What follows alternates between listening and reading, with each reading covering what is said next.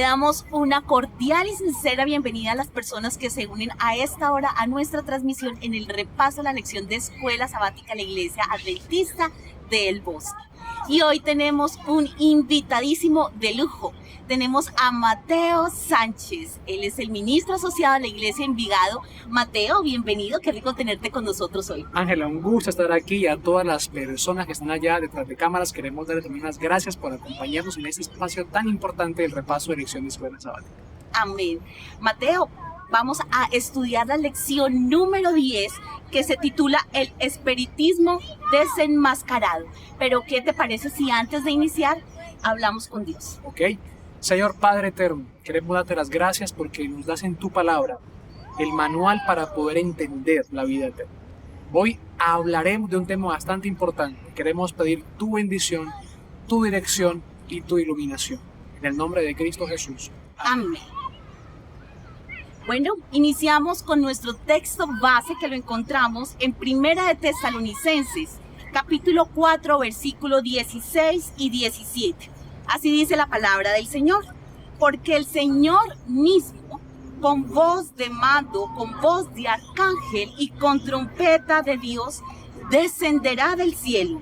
Y mira lo importante que dice aquí Mateo. Y los muertos en Cristo resucitarán primero.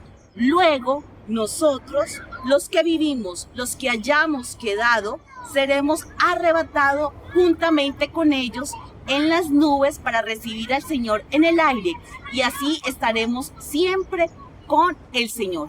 Y Mateito, ¿sabes qué? Este versículo es el abrebocas para esta importante lección de escuela sabática que yo creo que nos hacía falta estudiar sobre este tema. Claro, una de las cosas más con las que Satanás se ha envenenado más para meter en la iglesia, insertar en la iglesia, es el asunto de la muerte. Y la iglesia hoy está permeada de ese ámbito que, aunque sabemos las cosas como son, muchas personas de la iglesia no comprenden el tema de la muerte bien y salen con cuestiones que uno dice, bueno, falta estudio de la Biblia. Y la lección de esta semana nos va a mostrar cómo es el asunto de la muerte en la Biblia. O sea, no sobre Mateo, sobre Ángela, sobre un apóstol, sino lo que dice Dios acerca de la Biblia. Y es un tema muy complicado, pero que Dios en su palabra ha dejado claramente cuál es la condición de los muertos cuando estos ya no están con nosotros. Así es, Mateo. Y sabes, ahorita que mencionabas el tema, recordaba lo que nos dice la escuela sabática, y es que es un tema, no es un tema reciente, es un tema que ya ha trascendido historia atrás. Dice que era una fábula y que se introdujo dentro de la iglesia romana, y habla acerca de la inmortalidad del alma. ¿Cómo es eso que se adoptó en la iglesia desde hace mucho tiempo esta ideología? El asunto es que aunque el Señor Jesús tenía un pueblo separado para él, la descendencia de Adán, la descendencia de Abel, que luego la reemplazó la descendencia de Set, siempre ha habido otra descendencia que no hace las cosas del bien, ¿cierto? Hemos tenido siempre la distinción entre lo bueno y lo malo, la descendencia de Caín, la descendencia de Set, y esta descendencia de Caín se fue por cuestiones, culturas que no obedecían a Dios y que realmente terminaron desobedeciendo la voluntad del Señor. Y esto llevó con fin a que el pueblo de Israel también estuviera esclavizado en una cultura donde no reinaba el poder del Señor. Casi 250 años esclavos y casi 450 años habitando en Egipto dieron la oportunidad de que Abraham, a que José, a que los hijos de ellos tuvieran cuestiones relacionadas con el ámbito egipcio. Los egipcios enterraban a sus muertos en aquellas pirámides, los embalsamaban, las famosas momias que decimos hoy en día, que les ponían un montón de cosas ahí, pensando o preparando a estas personas para que fueran a vivir a un mundo mucho mejor, ¿cierto? El mundo mejor que vieron no fue muy bueno porque estaban ahí todo el tiempo, pero fueron cosas que la sociedad fue imponiendo y que el pueblo de Israel lastimosamente también fue tomando o adoctrinando en un sentido u otro. Por eso Jehová Dios fue tan claro cuando el Levítico, ahorita vamos a ver, menciona enfáticamente que no debemos hacer eso. Yo creo que Dios fue tan drástico en muchas normas después de la salida de Egipto, pero fue porque el pueblo estaba permeado de idolatría, de cuestiones raras, de cuestiones que no eran bíblicas, y Jesús tenía que ser claro en cuál es el camino para la salvación. Así es. ¿Sabes, Mateo? Hay algo que me impresiona mucho y es también las personas que están en el trasfondo de llevar a la gente a este tipo de práctica. En Deuteronomio, capítulo 18, versículo 11, en la parte final dice que ni encantador, ni espiritista, ni quien consulte a los muertos, nosotros debemos tolerar.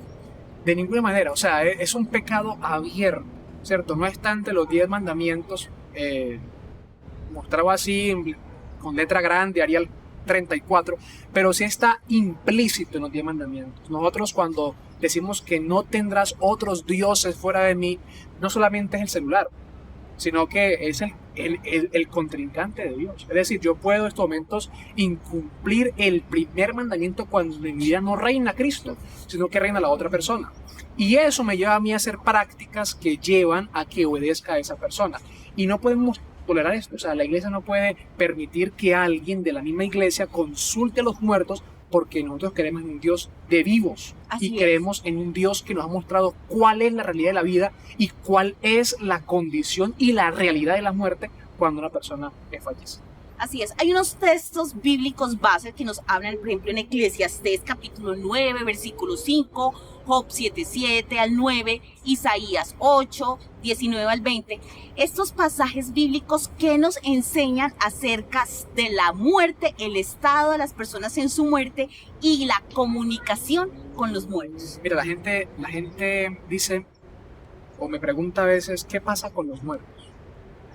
Y es como si Mateo Sánchez tuviera doctorado en muertos, o no sé por qué está preguntando eso, cuando cada persona en la Biblia tiene la oportunidad de abrir la palabra del Señor. Y la Biblia en Eclesiastés 9:5 claramente me dice, porque los que viven saben que han de morir.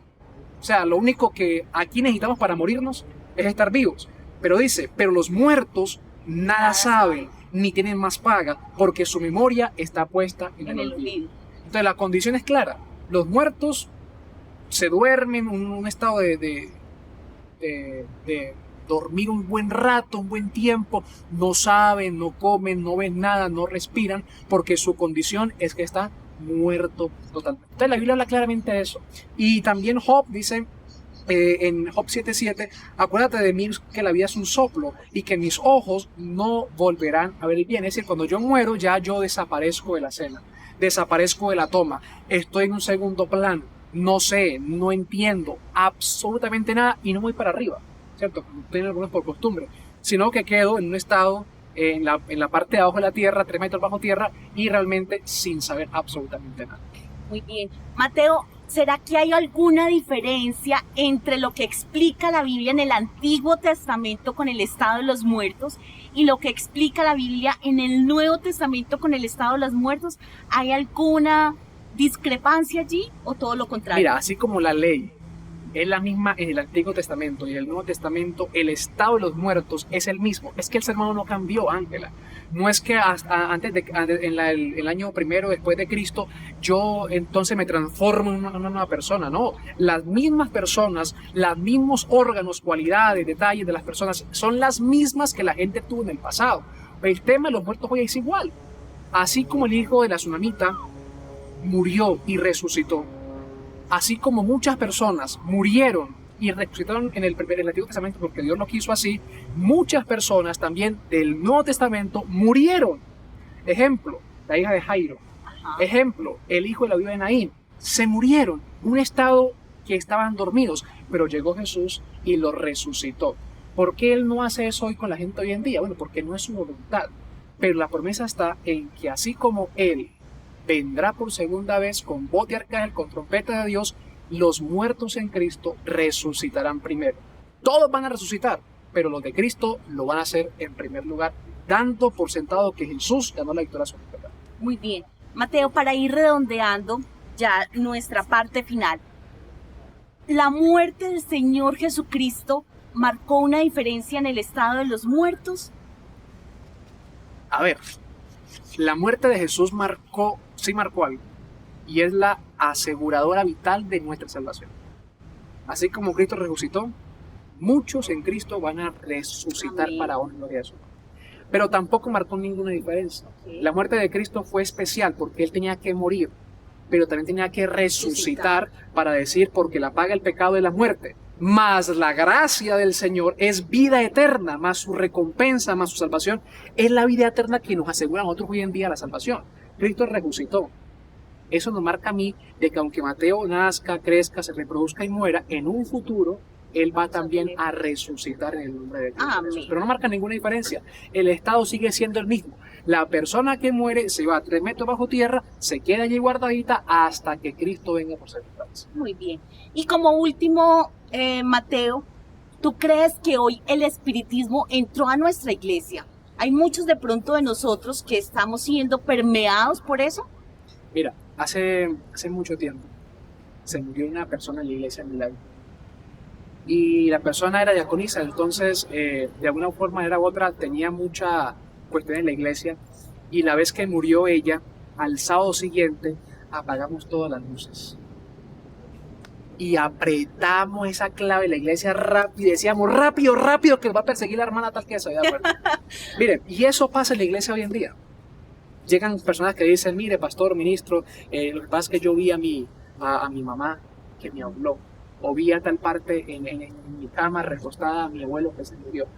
La iglesia está siendo permeada por eso, y el diablo lo sabe muy bien. El diablo sabe combinar la mentira con la verdad, pero mentira con verdad finalmente es mentira totalmente. Entonces, la iglesia sí está siendo permeada por eso.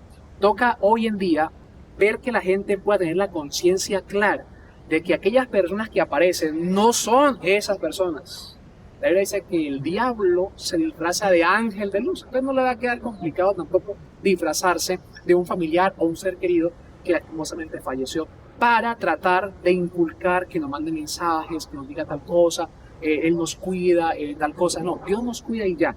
Esa persona queda en el olvido, la vida continúa, la vida sigue. Lo ideal o la motivación es, hago las cosas bien para yo encontrarme con ella en el reino de los cielos. Amén. Y yo creo que con esa conclusión podemos terminar, Mateo, de recordarle a las personas que sus seres queridos que fallecieron están en un sueño en este momento.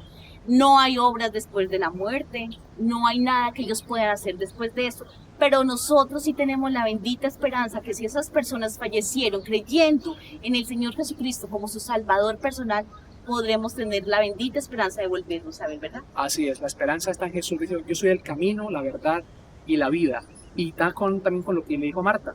Yo soy la resurrección. Si tú crees, Lázaro va a resucitar. Él nos promete eso, Él nos dio su promesa y la cumplirá para su honra y para su gloria. Amén. Bueno, muy bien. Mateito, tan amable, nos diriges una oración Claro que sí. para finalizar este repaso. Oremos, Señor, te damos gracias porque eres claro en tu palabra al darnos a conocer todas las facetas que tenemos que conocer. Queremos pedirte que si hay alguien en estos momentos que está pasando por una prueba de dificultad, un familiar se murió, tú le des fortaleza y esperanza a esta persona. Pero le des la esperanza de que aunque murió, esa persona va a resucitar cuando tú vengas por segunda vez. Permite que cada hermano de iglesia pueda entender la verdad, podamos predicarla y poder decir al mundo que en Cristo hay esperanza, que aún la muerte no lo venció, porque Cristo venció la muerte. En el nombre de Cristo Jesús. Amén. Amén. Que el Señor les bendiga.